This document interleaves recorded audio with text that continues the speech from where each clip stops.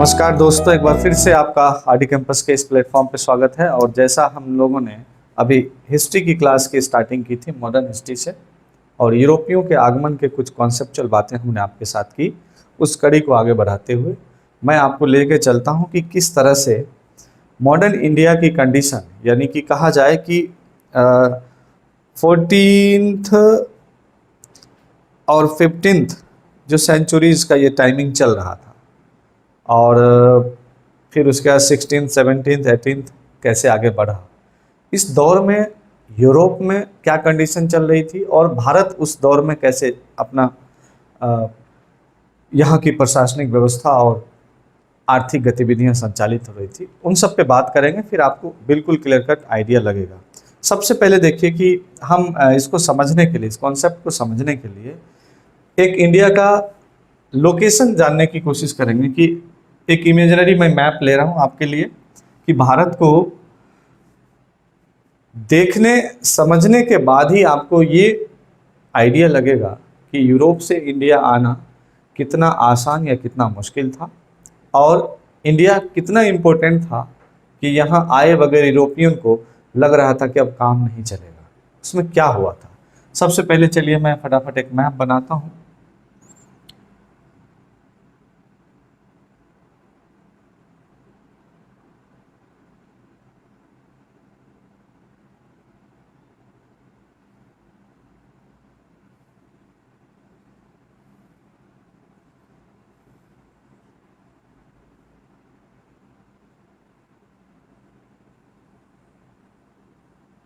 इसको छोड़ दे रहा हूँ।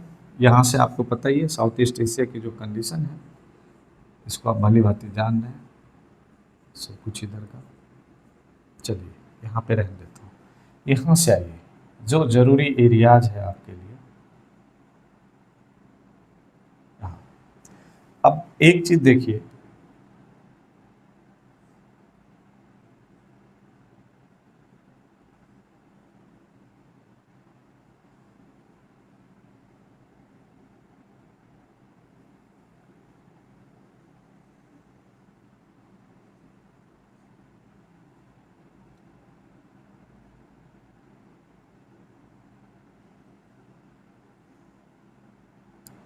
इसको समझ रहे हैं, ऐसे जोड़ लीजिए। ये वाटर वाला एरिया पर्शियन गल्फ या फारस की खाड़ी जिसको बोलते हैं, ये रेड सी है, और रेड सी के साथ ये जुड़ा हुआ ये सिनाई पेनिनसुला का एरिया है ना। इसके साथ ये पूरा एरिया मेडिटेरियन सी का ले लीजिए। यहाँ तक मेडिटेरियन सी से सटा हुआ पार्ट आप लेंगे, ये इटली, ये एथेंस यानी ग्रीस का एरिया, और इसी जगह पे आप ये ले लीजिए ये ब्लैक सी, और टर्की की कंडीशन आप देख ही रहे हैं यहाँ पे।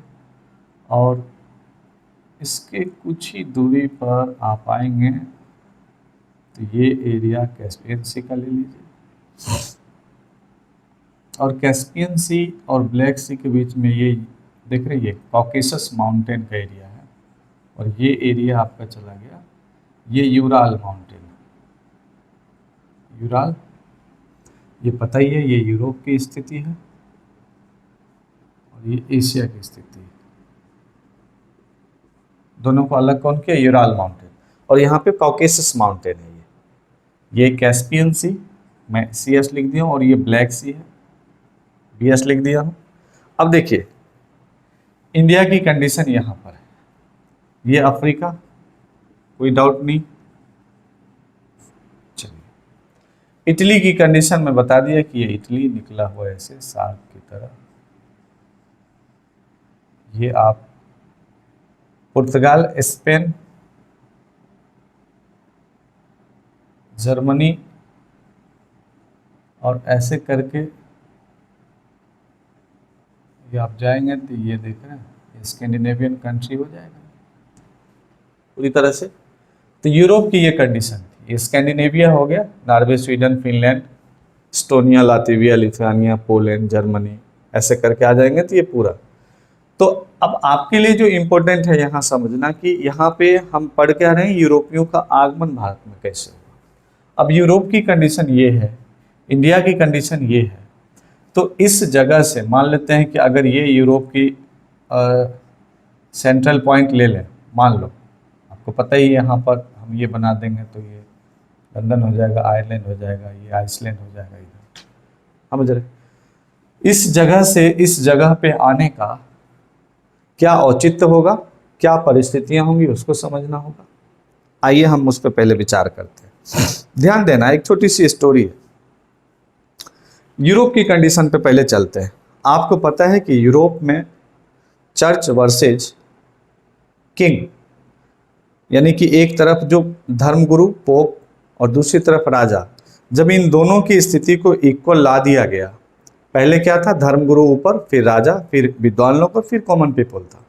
लेकिन जब ये द्विधारी तलवार की स्थिति उत्पन्न हुई यूरोप में, तो बहुत बड़े लेवल पे वहाँ पे एक स्पिरिचुअल चीज़ों को लेकर के या दूसरी दुनिया की बातों को लेकर या कहा जाए धार्मिक अंधविश्वास को लेकर के बनाई गई जो प्रथाएं थी, जो वसूल थे उस समय के, और एक जो वास्तविक जीवन या मेटेरियलिस्टिक लाइफ को लेकर के जो बनाई गई रीतियां चलने लगी सामने आमने, तो दोनों में टकराहट हुई।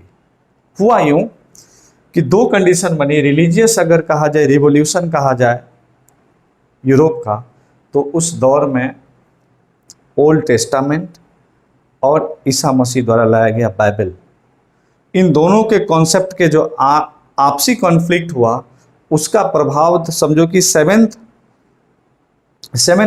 एडी से लेकर के जो ये चला लंबा दौर, ये 1200-1300 तक उसका इफेक्ट रहा। यानी कि जो एक डार्क एज यूरोप में कहते हैं ना, उस अंधा युग में, उस डार्क एज में पूरा यूरोप दो ही काम कर रहा था कि मैं बड़ा हूँ, मेरा धर्म बड़ा है और मैं ही सब कुछ हूँ, अगला बहुत निम्न का है। और इस वजह से जो आपस में टकराहट हुई, एक लंबे समय के वायलेंस को जन्म दिया। और एक लंबे वायलेंस के बाद यूरोप की स्थिति क्या होगी, जब किसी भी प्रकार के नवाचार, इनोवेशन को एक्सेप्ट करने की क्षमता किसी समाज में समाप्त हो जाती है, तब सोचिए कि वहाँ पर क्या स्थिति बनेगी। एकदम से एक ऐसा अंधा युग चला जिसमें हिंसा हिंसा चारों तरफ उसी तरह की स्थितियाँ चल रही थी। यानी कि यूरोप की सोसाइटी तो खत्म हो ही रही थी, इकोनॉमिक स्थिति पूरी तरह से जा चुका था, ज्ञान विज्ञान किसी भी तरह का साइंटिफिक टेम्परामेंट कहा जाए या साइंटिफिक जो इनोवेशन कहा जाए, यूरोप में बिल्कुल ही क्लोज हो चुका था। लेकिन 14th सेंचुरी तक आते आते, यानी कि 1300 कुछ में, 1400 कुछ में जो कंडीशन बनने लगी, कितने दिन तक लड़ाई झगड़े में रहे। एक छोटी सी स्टोरी, ऐसा कहा जाता है कि इटली का एक व्यक्ति था जिसका नाम मार्को पोलो, और आप लोग जानते होंगे कि मार्को पोलो इटली का था और इटली में पुनर्जागरण में उसका बड़ा रोल रहा। इटली का मार्को पोलो कहा जाता है कि बचपन में ही वह अपने किसी रिलेटिव के साथ, चाचा मामा किसी के साथ, कहा जाता है कि चाइना आ गया था। चीन की स्थिति इधर ले लेते हैं, चाइना आ गया था और चाइना में काफी वर्षों तक काम करने के बाद, रहने के बाद, जब वो वतन वापसी लौटता है, तो लौटने के दौरान वह इंडिया को भी देखता है और यहां से वह जलमार्ग के थ्रू जाता है तो साउथ अफ्रीका की कंडीशन को भी देखता है। यानी कि ये तीनों जगह जो है, one of the richest place जो कहा जाता है उस समय के ये थे। कैसे? सिल्क कंट्री चाइना, यानी कि रेशम के व्यापार का सबसे बड़ा अड्डा, धन धान्य से भरा पूरा चाइना के लोग। इंडिया मसालों का देश, जिसको सोने की चिड़िया भी कहा जाता था। सोने की चिड़िया के रूप में फेमस इस भारत की स्थिति और ज़्यादा मजबूत कंडीशन में थी। और आप देखेंगे तो मुगल डायनेस्टी के बारे में चाहे जितनी भी विसंगतियां कहा जाए रिलीजियस या सोशल तौर पे, लेकिन आर्थिक स्थिति मजबूत थी भारत की उस समय तक। तो अब देखिए क्या होगा कि एक क्या हो गया, एक सोने की चिड़िया हो गई। सोने की चिड़िया के रूप में प्रसिद्ध देश कौन हो गया? भारत। सिल्क कंट्री, रेशम का राजा था ये, चाइना। और भारत गोल्डन बर्ड जो कहा जाता था, सोने की चिड़िया, तो क्या सोने की खान थी हमारे यहाँ? नहीं। भारत से निर्यातित जो स्पाइस की चीजें थी, मसाले थे यहाँ के जितने भी, उन सब का कपास था। यानी कि एग्रीकल्चर प्रोडक्शन इतने बड़े लेवल पे इंडिया में होता था और इतने वेरिएशन थे, इसकी डिमांड बाहर बहुत ज़्यादा थी, जिसके बदले में साउथ अफ्रीका जैसे देशों से, अरब जैसे देशों से यहाँ पे गोल्ड का बड़े लेवल पे, उधर से बदले में गोल्ड देंगे, सोने, हीरे जवाहरात, मोती, इस तरह की चीज़ें देंगे। तो कहा जाता है कि राजाओं के जो मुकुट में दिखाया जाता है कि 2.5 किलो का सोना यहाँ पे लटका हुआ है, बाजुओं में झालर लगा हुआ है, ये इमेजिनरी चीज़ें आई कहाँ से? तो कहीं ना कहीं इससे जुड़ी हुई है वो। और मुझे लगता है कि भारत की गोल्डन बर्ड नाम की जो चीज़ें थी, इसकी कुल मिलाकर के इसकी जो धन धान्य से भरा पूरा एक देश, एक विकसित कहा जाता है, संस्कृति वाला देश जो कहा जाता है, वो होने के कारण कहीं ना कहीं ये उपमा दी गई। साउथ अफ्रीका, यहाँ पे गोल्ड माइंस थी, आपको पता है, सोने की खान, सोने की खान। साउथ अफ्रीका में जो गोल्ड माइंस था, यहीं से देश दुनिया में अलग अलग जगहों पर कहीं ना कहीं सोने का व्यापार होता था, लेन देन होता था। ये 3 जो पॉइंट थे, साउथ अफ्रीका, इंडिया और चाइना, ये तीनों पॉइंट जो है कहीं ना कहीं, जब इटली कहा जाता है कि मार्को पोलो इटली लौटता है, तो इन तीनों जगहों के बारे में बताता है। क्योंकि जब वो इटली लौटता है, अपने गांव कहा जाए, अपने देश जब हम लौटते हैं और देखते हैं वहाँ लोग अभी भी धर्म के नाम पे लड़ रहे हैं, आपस में एक दूसरे की हत्या कर रहे हैं, एक दूसरे से खून खराबे से ही बात कर रहे हैं और गरीबी में जूझ रहे हैं, बड़ी मुश्किल से खाना मिल रहा है, लेकिन लड़ाई जरूर करेंगे। तो उस अभाव की स्थिति में उसके मुंह से निकलता है कि मैं जहाँ से होके आया हूँ, पूरब के देश से, वहाँ तो सब कुछ बहुत मज़े में सब जी रहे थे, धन धान से भरा हुआ देश, खुशहालियों से भरा हुआ देश। इसकी चर्चा ये इटली में चलाता है, लेकिन इसकी बातों को तवज्जो देने वाला कोई था भी नहीं, बहुत ज़्यादा उसको कौन सुनेगा। दूसरा, यूरोप अब पुनर्जागरण, रिनेशन जो पीरियड था, उस रिनेसा पीरियड की कंडीशन अब यूरोप में होने लगा, पुनर्जागरण की दौर शुरू होने लगी। लोग चाह रहे थे कि अब हम कुछ नया करें। नया करने के लिए अलग अलग देशों से मिलना जरूरी था, संसाधनों का उसके पास अभाव था, और इधर के देशों के संसाधनों के बारे में बहुत कुछ सुन रखा था। हालांकि मार्को पोलो की बात इटली में तो बहुत ज़्यादा कुछ नहीं सुना। ये है पुर्तगाल और ये है स्पेन। स्पेन की कैपिटल है ये मैड्रिड। उस समय कहा जाता है कि पुर्तगाल और स्पेन कहीं ना कहीं आपस में मिलकर के काम करते थे, और एक कहा जाता है कि साम्राज्यवाद से मुक्त होने में, या कहा जाता है कि किसी के दूसरे के प्रभाव से मुक्त होने में, इन दोनों ने मिलकर के काफ़ी अपना बल लगाया और आखिरकार दोनों की एक मित्रता थी। स्पेन के राजकुमार थे हेनरी। इतिहास में ये हेनरी द नेविगेटर करके फेमस हुए। हेनरी के कान में जब मार्को पोलो की बात पहुंचती है, हेनरी के पिताजी के कान में पहुंचती है बात एक्चुअली, तो वो इसकी बात को सुनते हैं कि कह रहा है तो कम से कम इसकी बात सुनी जाए, हो सकता है गलत सही जो भी होगा, कह रहा सुनो।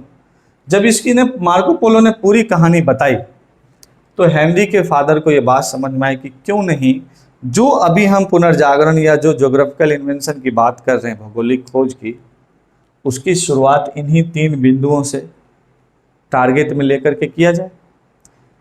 और उस बात को ध्यान में लाया कौन? राजकुमार हेनरी। और हेनरी ने मैड्रिड शहर में, ये मैड्रिड स्पेन की कैपिटल है, मैड्रिड में क्या किया? मैड्रिड में स्कूल ऑफ द नेविगेशन करके एक स्कूल खोला, जो एक तरह का ट्रेनिंग सेंटर था, नाविकों को ट्रेनिंग देने का, और एक से एक नेविगेटर को तैयार करना था वहाँ से, जो दुनिया में अलग अलग देशों में जाकर के खोज करे, पता लगाए कि किस देश की क्या खासियत है। बात समझ में आ रही है? अब देखो क्या हुआ, मैड्रिड में जब ये चीजें शुरू हुई तो टारगेट में इन तीनों को रखा गया। इसका मतलब अगर हम इसको यूं कहें कि यूरोप में भौगोलिक खोजों की जो शुरुआत हुई, उसके टारगेट के रूप में, लक्ष्य के रूप में 3 चीजों को प्रमुखता दी गई। वो 3 प्रमुख बिंदु कौन कौन से थे? सिल्क कंट्री चाइना की खोज, गोल्डन बर्ड के रूप में फेमस इंडिया की खोज, और गोल्डन माइंस वाली कंट्री जो साउथ अफ्रीका थी, इसकी खोज। इन तीनों का पता लगाया जाए तो शायद ज़्यादा बेहतर कंडीशन में हम जल्दी पहुंचेंगे। एक ये चल रहा था। संसाधनों की होड़ यूरोप में वैसे ही लग रही थी। तो स्पेन और मैड्रिड की कहानी ये थी। पहले इस स्टोरी को यहीं पे रखेंगे, ठीक है। मार्को पोलो को लेकर के जो कहानी बनी वो था इटली, और इटली की कैपिटल आप जान रहे हैं रोम है। मार्को पोलो यहीं गया था, और रोमन साम्राज्य के बारे में आप जान रहे हैं। इस समय यूरोप में 1-2 घटना होती है, थोड़ा उस घटनाक्रम पे भी ध्यान दीजिए। देखिए, ये ब्लैक सी है, और ये जो पूरा एरिया है ना यहां तक का, ये जो मैं बिंदी बिंदी डाल रहा हूं, ये है टर्की, और टर्की इधर भी थोड़ा टरक रखा है यूरोप में। ओके, टर्की की कंडीशन क्या थी? यूरोप वाले हिस्से में जो एरिया था, उस एरिया का नाम दिया गया उस समय कुस्तुनतुनिया। इस्तांबुल आप जान रहे हैं, कुछ जगहों पे टर्की का कैपिटल भी आप पुराने पढ़ते हैं। इस्तांबुल या कुस्तुनतुनिया जो साम्राज्य था, उस पर टर्की के, या तुर्की जिसको बोलते हैं, ओटोमन साम्राज्य ने, ओटोमन, ये सब आपके ऑब्जेक्टिव बनेंगे, इसको ध्यान रखिएगा।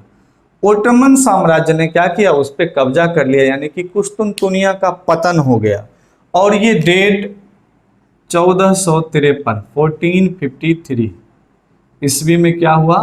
कुस्तुनतुनिया का पतन हो गया, वो डिस्ट्रॉय हो रहा है। और ओटोमन साम्राज्य यानी टर्की यानी तुर्की ने क्या किया? अब कुस्तुनतुनिया पर भी कब्जा कर लिया, यानी कि ब्लैक सी के इस पार तो ये था ही, यूरोप के एरिया वाले हिस्से पे भी कब्जा कर लिया। अब देखिए इससे हुआ क्या। एक घटना ये 1453 का याद रखिएगा। हमने कहानी के रूप में यहाँ मेंटलिटी में क्या अंतर लाया, मार्को पोलो जा करके उसको एक बॉक्स में रखना है, ताकि आपको स्टेप बाय स्टेप कॉन्सेप्ट ध्यान में रहे। किसी के सामने आप इस बात को बहुत तरीके से रख सकते हो अगर ऐसे स्टेप बाय स्टेप रखोगे। सेकंड में देखिए, ओटोमन साम्राज्य के द्वारा कुस्तुनतुनिया का पतन कर दिया जाना, वहां से विद्वान इधर उधर भाग गए, वहां की स्थिति खराब हो गई। और इसकी वजह क्या थी? इसका क्या रोल है? भारत से क्या मतलब है? भारत से मतलब है जो रास्ता टर्की कुस्तुनतुनिया के जरिए भारत के लिए आता था, और आपको बता दें कि यूरोप का डायरेक्ट कनेक्शन भारत से ना होकर के ऐसे होता था, पार्शियली यूरोप का अरब से है, अरब का भारत से है, यानी कि हम यहां तक पहुंचा दिए, यहां के आगे आप पहुंचा रहे हैं, हमें डायरेक्ट वहां तक जाने नहीं दे रहे हैं, दूसरा रास्ता भी नहीं है, आपके घर से जाने नहीं देंगे, आप कह रहे हैं भाई यहां तक रखो। भारत के टोटल व्यापार का अधिकांश हिस्सा किसके अंडर में था? अरब साम्राज्य के अधीन था।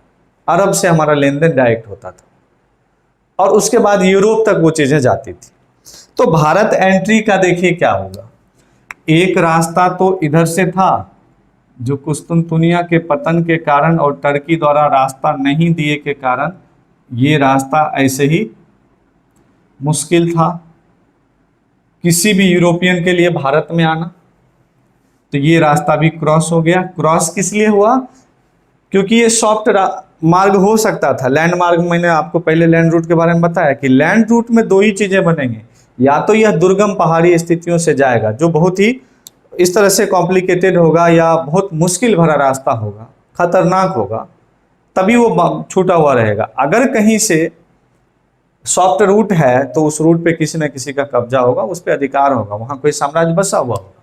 ओटोमन साम्राज्य यानी टर्की वाले आने नहीं दिए। तीसरा देखो कि अगर कोई इधर से कैस्पियन सी से होते हुए, यहाँ पे पता ही है क्या बोलते हैं उसको, अमू दरिया सीर दरिया गिरती है ना, अरल सी से होते हुए अगर ऐसे आते हैं, ये पूरा आपको सिल्क रूट जिसको बोलते हैं जहाँ से गया था, ये एक लंबा रूट है। बीच में हिंदू कुश पर्वत और हिमालय के उन चीज़ों को पार करके फिर भारत में आना, तो ये अपने आप में ही बहुत मुश्किल काम था, टफ था। बहुत सारे सामान को ले जा करके उधर से लाना बहुत ही मुश्किल था। तो देखो ये रूट भी ये रूट कोई वैसे भी नहीं फॉलो कर रहा था। दूसरा रूट की कंडीशन थी, ये देख ही लिए। तीसरा रूट कहा जाता है कि मेडिटेरियन सी से ये लोग यहाँ तक तो आ जाते थे, मेडिटेरियन सी तक, लेकिन सिनाई पेनिनसुला के एरिया में मुश्किल था। सिनाई पेनिनसुला पे किसका कब्जा था? मिस्र का, जिसको इजिप्ट बोलते हैं। यहाँ से तो फिर आप क्या करेंगे, अरब यानी मुस्लिम के संपर्क में आए, तो ये फिर इसी के हाथ में आ गया। इधर से भी आना मुश्किल था क्योंकि उस समय स्वेज कैनाल बना हुआ नहीं था।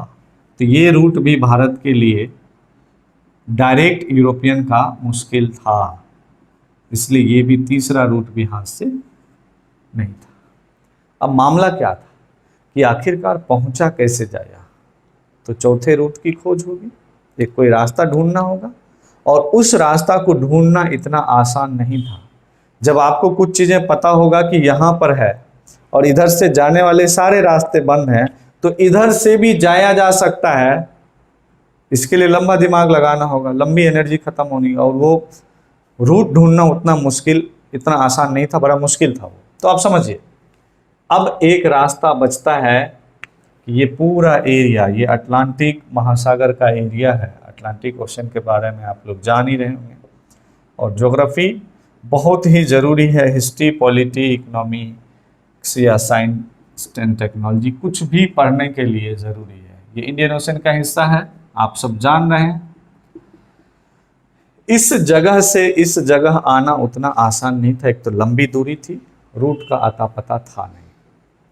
फिर भी चूंकि अब देखिए, मैं एक घटनाक्रम यूरोप की स्थिति बता दिया हूं, रूट बता दिया भारत की तरफ आने का, इधर एक स्टोरी चली थी जो मार्को पोलो सुनाया, इधर के बारे में जिज्ञासा और बढ़ी, भारत के बारे में, चाइना के बारे में जिज्ञासा और बढ़ी। उस कंडीशन में अब क्या होता है, स्पेन के मैड्रिड शहर में जो स्कूल ऑफ द नेविगेशन शुरू किया गया, उस स्कूल ऑफ द नेविगेशन से एक एक करके सारे ज्योग्राफर कहा जाए या जो भौगोलिक खोज करता थे, वो इसी स्कूल से निकले और दुनिया के अलग अलग देशों की खोज की।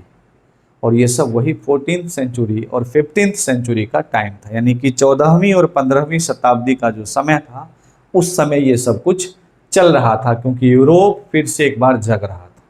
एक डार्क फेस को एक लंबे समय तक जीने के बाद अब वह फिर से जग रहा था, विज्ञान और प्रगतिशील विचारों की तरफ आगे बढ़ रहा था। आइए अब देखिए, इसी स्पेन के मैड्रिड शहर से, स्कूल ऑफ नेविगेशन से एक व्यक्ति चला,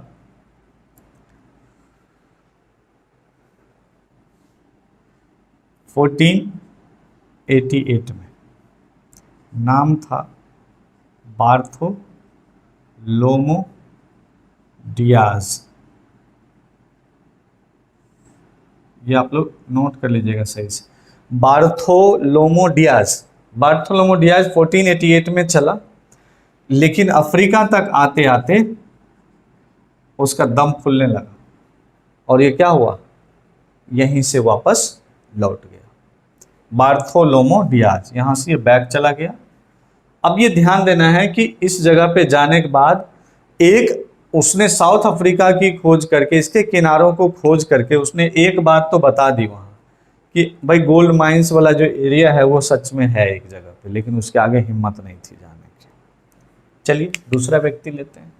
यहाँ से सेकंड पर्सन जो है वो चला, यहाँ तक आया, ईस्वी सन थी 1492, व्यक्ति का नाम था Columbus. Columbus mid Atlantic ocean में आने के बाद वह रास्ता भटक जाता है। कहा जाता है कि या तो उसके पास मानचित्र उल्टा मिल गया जिसमें डायरेक्शन गलत था, या दिशा का उसे पता नहीं रहा, और ईस्ट की तरफ आने की बजाय वो किधर चला गया, यहाँ से वेस्ट की तरफ चला गया। अब जैसे ही वेस्ट का रूट लेगा तो आप सोचिए, वेस्ट का रूट लेगा तो इधर नॉर्थ अमेरिका और साउथ अमेरिका है ना, ये चला गया गल्फ ऑफ मैक्सिको के साइड, और गल्फ ऑफ मैक्सिको में जाने के बाद यह जब ऊपर होता है जमीन पर वहां, तो वहां पर जिस स्थान पर स्थलीय भाग पर वह ऊपर होता है, वहां पर भी देखा कि यूरोप जैसे ही एक अलग दुनिया है, क्योंकि इस अटलांटिक ओशन के बाहर दुनिया है, ये पूरी तरह से यूरोपियन को तब तक पता नहीं था। कब तक? 1492 तक। और इसका नाम देता है न्यू वर्ल्ड। New world. और यही न्यू वर्ल्ड जब इसी रूट पर बाद में अमेरिकी वेस्पुची नाम के एक लिटरेचर के बहुत बड़े विद्वान जब इसी रूट पर पहुंचते हैं यहाँ, और वहाँ की संस्कृति, वहाँ के लोगों के खान पान, रहन सहन, जीवन दिनचर्या को देखते हैं, तो इसको उन्हीं के, इसके बारे में आके यूरोप में कई सारी बुक्स वो पब्लिश करते हैं। तो उन्हीं के याद में या उन्हीं के नाम पे इस न्यू वर्ल्ड या नई दुनिया का नाम क्या पड़ जाता है? अमेरिगो वेस्पुची के नाम पे अमेरिका पड़ जाता है। तो कोलंबस चला तो भारत को था, खोज दिया किसको? अमेरिका को। ये कब की बात है? 1492 कोलंबस चला गया। अब देखिए, अब वो व्यक्ति आ रहा है जो भारत को आएगा। इसके पास एक प्रॉपर मैप भी है, दिशा सूचक यंत्र भी है, ये भटक नहीं सकता। तो फिर हिम्मत की बात होगी कि कितना इसका माइंड एंड हार्ट काम करता है कि एक लंबी दूरी तय करके खतरनाक रास्तों, जलीय जीव, जलीय समुद्री जो भी अटैकर होते हैं, कई आइलैंड पे जनजातियां होती हैं, उस सब का सामना करते हुए, व्हेल अटैक पे देखते होंगे आप, कितनी मूवी देखते हैं, तो सबका सामना करते हुए वहां तक पहुंचने के लिए हार्ट एंड माइंड की सिर्फ कैपेसिटी इसको चाहिए थी, बाकी इंस्ट्रूमेंट सब इसके पास था। और इस व्यक्ति ने उसी रूट को फॉलो किया जिस रूट से बार्थोलोमो डियाज आया था, और ये चलता गया यहाँ तक आते आते कहा जाता है कि उसके साथ जितने लोग थे सब मारे गए।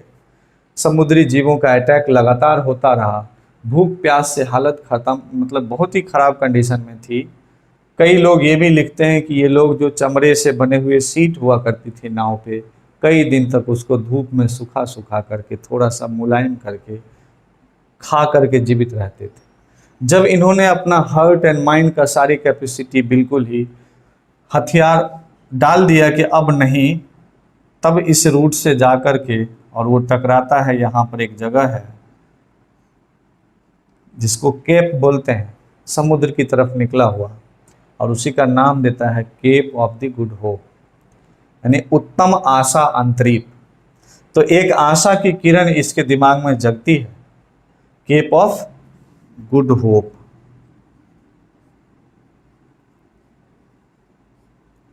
और इस जगह पे वो थोड़ा रिलैक्स होता है, उसे फिर से एक ताजगी मिलती है, जीवन मिलता है कि नहीं, हम सही दिशा में हैं और खतरों से अब बाहर हैं।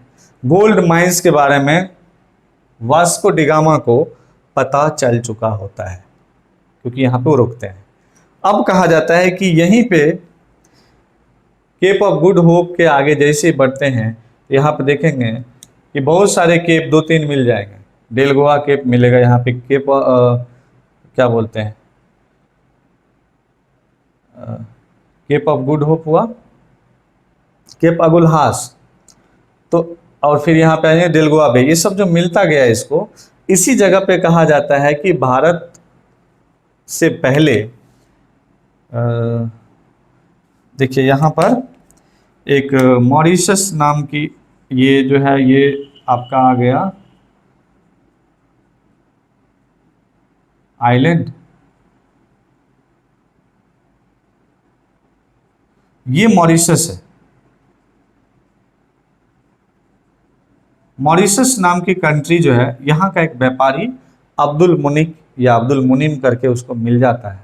और ये जो मेडागास्कर आइलैंड है ना, ये मलागासी, तो ये मेडागास्कर से वो रूट देता है इसको, यानी कि वास्को डिगामा को रूट देने में अब्दुल मुनीम या अब्दुल मुनिक करके वो नाम आप देख लीजिएगा, मैं बताऊंगा डिटेल में जो मटेरियल आपको मिलेगा। उसके थ्रू वो आगे बढ़ता है और अब्दुल मुनिक के सहारे वो आ जाता है मॉरिशस तक। अब इस मॉरिशस के व्यापारी उसका आधा रास्ता अब खत्म कर दिया, समस्या खत्म है। इसने यहाँ से बताया कि नॉर्थ ईस्ट डायरेक्शन को फॉलो करते हुए आप बढ़ते जाओ, इंडिया का कोस्ट भी इसी तरह से टकराएगा, आपको मिल जाएगा। और इसी जगह से वो नॉर्थ ईस्ट की तरफ बढ़ते हुए पहुँचता है और इंडिया का कालीकट का यह पोर्ट कन्याकुमारी के कोस्ट के पास, जमोरिन वंश का शासक वहां शासन कर रहा होता है, इस जगह पे पहुंचता है 1498 1498।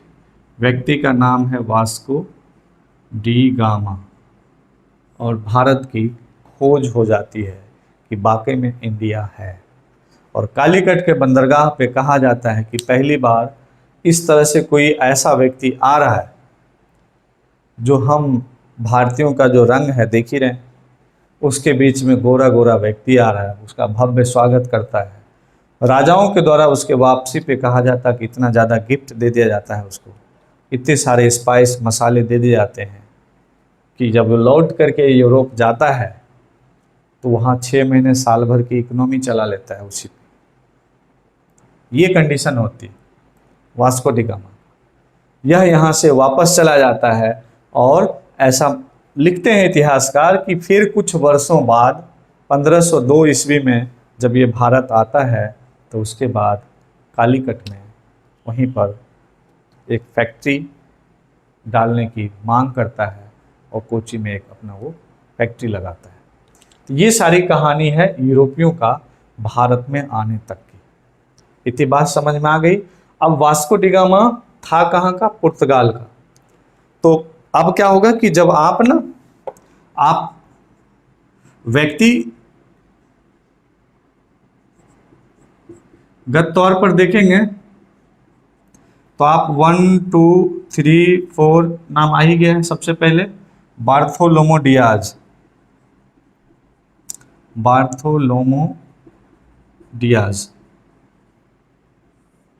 दूसरे नंबर पे कोलंबस, जो इधर नहीं आया लेकिन जो प्रयास किया उसका नाम मैं लिख दे रहा हूं। उसके बाद कोलंबस हो गया, फिर वास्को डी गामा।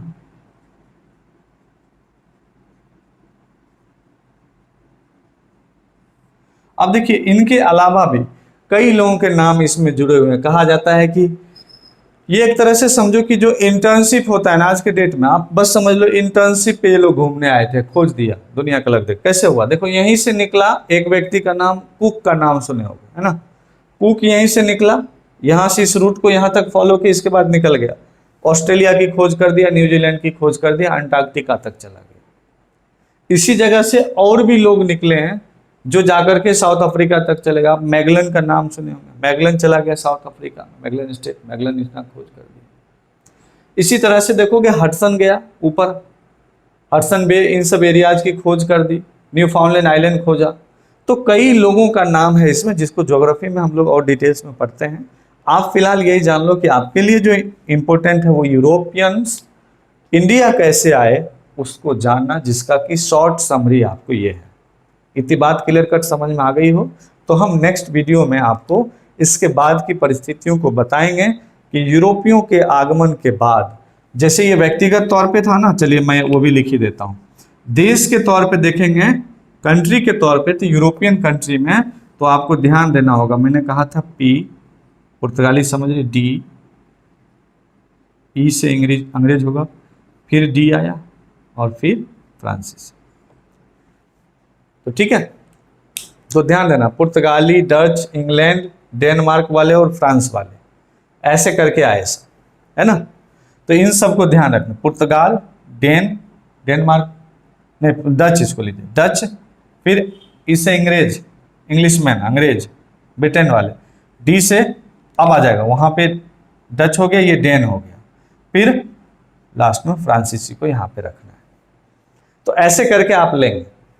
और इसके अलावा भी जो कोई भी आया यहाँ पे उसके बारे में भी पढ़ेंगे। तो फिलहाल ये रखेंगे, ये इस पे हमारा नेक्स्ट जो है टॉपिक इसी पे फोकस होगा, जो इन देशों के आने के बाद क्या कंडीशन बनी, इनकी आपसी कंपटीशन कैसे हुआ, और फिर भारत में इन कंपनियों को लगाने की होड़ में कैसे ये सब आपस में लड़े भिड़े, और भारतीय राजाओं द्वारा हस्तक्षेप के बाद क्या ऐसा हुआ जो एक एक करके हम सभी किंग को गंवाते चले गए।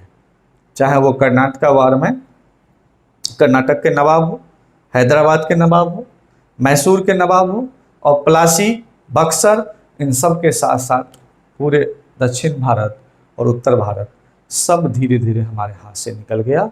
और फाइनली 1857, ये कहा जाए 1764 ही ले लीजिए, बक्सर का जो युद्ध हुआ, वहाँ तक आते आते उत्तर भारत लगभग अंग्रेजों के कब्जे में आ गया। और कहा जाता है कि 1857 की क्रांति से पहले तक लगभग सभी एरिया पर अंग्रेजों ने कब्जा कर लिया था। तो ये दौर एक चला, हम उस पर आएंगे, लंबी फहरिस्त है उसकी। यहाँ तक समझने में कहीं कोई प्रॉब्लम हो तो निश्चित रूप से हमें कॉल कर सकते हैं। हम लोग लाइव चैट में जब आएंगे तो इन सब से जुड़े हुए सवालों पर चर्चा करेंगे। धन्यवाद, आज के लिए इतना ही।